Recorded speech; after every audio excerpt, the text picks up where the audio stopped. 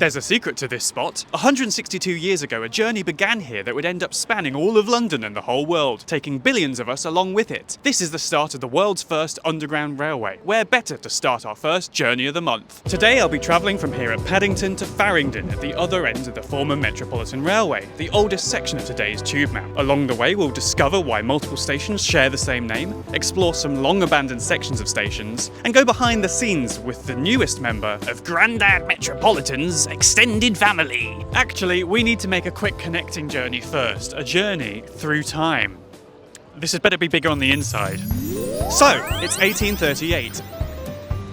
Okay, so that clock might be wrong, but it is 1838, and you're the Great Western Railway. You've just opened Paddington Station. Well done, it's only been about 15 years since the birth of passenger rail, so you've been moving fast. You'd have liked to go all the way to the City of London, but Parliament aren't keen, and it would be prohibitively expensive anyway. Oh well, I'm sure it'll be fine. It's 1852 and you're the Great Northern Railway, and you've just opened King's Cross. A short way down the road, Euston's been open for 15 years, and I'm hearing rumours that the Great Western want to make Paddington even bigger. Gee, that road looks a bit busy. I'm sure it'll be fine. It's 1854, you're the city solicitor Charles Pearson, and you've had enough. There are so many people trying to reach the city from all these newfangled new termini, in coaches, in carts, on foot. The whole place is gridlocked, but you've got an idea. Maybe we might need to connect up these termini. Only thing is, to do that, we might need to dig up the road that everybody's using. Oh well, I'm sure it'll be fine. It's 1863 and the Metropolitan Railway is now open, connecting some of London's Grand Rail termini to the city at Farringdon. Tamara has been keeping up with the news. How are Londoners feeling about this exciting engineering accomplishment? Well, what a day it's been, Tom. There have been a lot of people wanting to find out what it's all about. Lots of curiosity, a little bit of nerves perhaps. It's something that's never been done before. They've had to go around gas pipes, deal with underground rivers. It's taken 10 years. We estimate there's been about 250,000 people using this railway. People are reporting comfortable ride, there's gas lighting in the carriages. If you're lucky enough to be in first or second class, you've got leather on your seats. Surely it can't catch on. I think you might be surprised, Tom. I think this is a proper transport revolution. They're looking at extending this railway to South Kensington, to Tower Hill, so it really is just the beginning. I've got a train to catch and I've only got 162 years to get there. It's 2025, so let's actually start this journey at Paddington Tube Station. But which one? There's actually two tube stations here with the same name. You can think of them as Paddington and Paddington 2. This station at the front of the mainline concourse was opened in 1868 by the Metropolitan Railway as part of their inner circle. It was originally called Paddington Praise Street and now is served by the Circle, District and Bakerloo lines. But we're starting at the back of the mainline station, at the original terminus of the Metropolitan Railway in 1863, which was originally called Paddington Bishop's Road. They were very forward-thinking with their use of glass and steel in construction.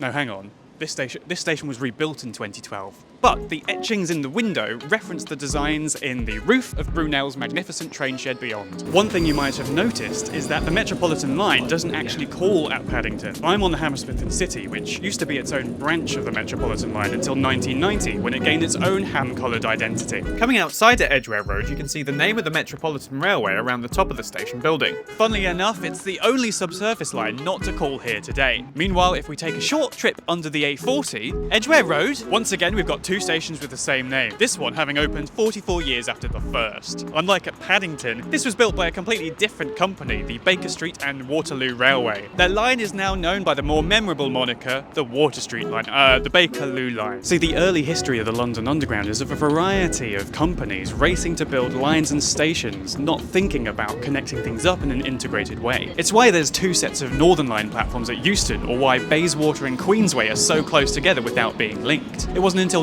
1933 that the network was combined into a single authority under the London Passenger Transport Board, which was kind of a great-great-great-grandparent to TfL. Here at Baker Street we have the best preserved part of the Metropolitan Railway, these original platforms from 1863. It's a really evocative space with the brick arched ceiling and these illuminated alcoves which would have once vented steam from the trains to the street. If you stop and close your eyes you can almost smell a mystery. As we explore the rest of the station, we see this recurring motif of Baker Street's most famous resident, Sherlock Holmes, with his trademark deerstalker hat and pipe. Though the station predates the detective by a good 20 plus years. Well, I assume they were good years, I wasn't there. The next best thing to being there is being here, in the original Victorian waiting rooms at Baker Street. I'm joined by Aaron, who's the engagement manager for the Hidden London tours at the London Transport Museum. Aaron, if Sherlock actually existed, what would his experience have been like here at Baker Street? So this was the original part of the Victorian station. When you got out onto the platforms, they would have been really noisy, really dirty. These were steam trains rumbling in. You would have really struggled potentially to get through all of the crowds, and we know that there were porters working on the platforms. They may well have had rules about running through the station, for example.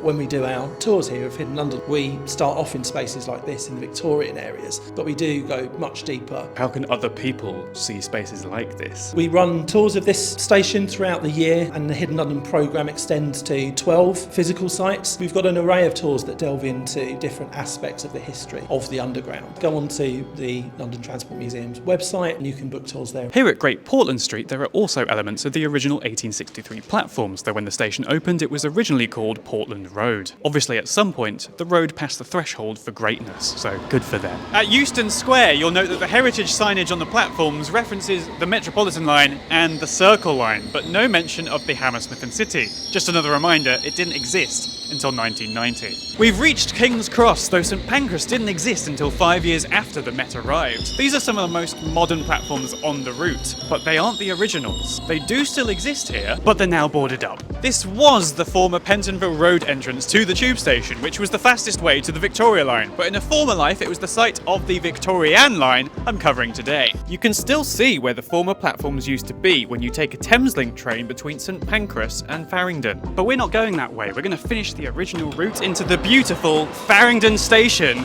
on the good old Metropolitan. Similar to at Edgware Road, you can see the gilded lettering on the station exterior with the name of the Metropolitan. I also really like this sign round the corner showing where the parcels used to flow in and out. The fast success of the Metropolitan led in turn to rapid expansion. Just 3 years after its opening, the line extended to Moorgate, and by 1876 it had reached its final and current terminus of Aldgate. Well, it's just about time to head back, and as luck would have it, Farringdon isn't just the site of London's first ever underground railway, its newest, the Elizabeth line, calls here too. I'm here in the control room at Farringdon with Catherine. Now, how does running the railway in the 21st century differ from how they might have ran it in the 19th? The main differences would be now our trains are all automated. There's a big programme with more lifts being put into stations, so thus allowing accessibility for customers. The Elizabeth line trains, they've got Wi-Fi, air conditioned. If they had that Wi-Fi in the Victorian times, they'd have probably cast it out as an evil spirit. Yes, I would think so. News reports from that first day in 1863 mention a journey time of 33 minutes between Farringdon and Paddington. Today, I'm doing that journey in 10 minutes. At that rate of improvement, I'm looking forward to doing the journey in minus 13 minutes by the year 2187.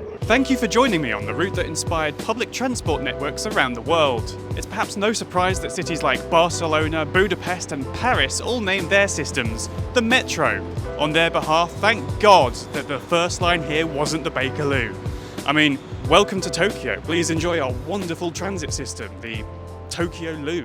It just doesn't make sense, does it?